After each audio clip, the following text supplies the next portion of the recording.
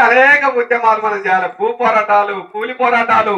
ఇవాళ ఉన్నటువంటి మన పేదవాడికి ఇల్లు లేనటువంటి వాడికి ఇల్లు నిర్మాణం చేసి ఇవ్వాల్సినటువంటి అవసరం ఉంది.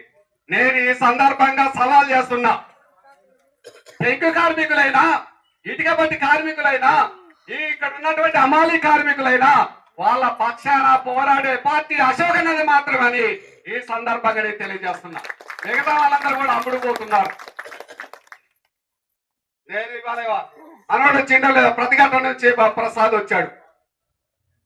మొన్న చర్చలు జరిగినాయి. చర్చలకు మేము పోకపోతే మన రేట్లు పెంచుకోవద్దని చెప్పి కార్మికుల యజమాన్య పక్షాన మాట్లాడారు. కాబట్టి పెంచాల్సిందే. 50 ఆకుల కట్టకి 50 రూపాయలు వస్తుంది, రేట్లు ఎందుకు పెంచమని చెప్పి డిమాండ్ చేసి ప్రశ్నించి నిలేసిన తర్వాత 2 రూపాయలు పెంచుకోవడం జరిగింది. మాట్లాడే వాడుంటేనే, ప్రశ్నించే వాడుంటేనే ఎవడైనా తల వస్తాడు, ఆలోచన చేస్తాడు.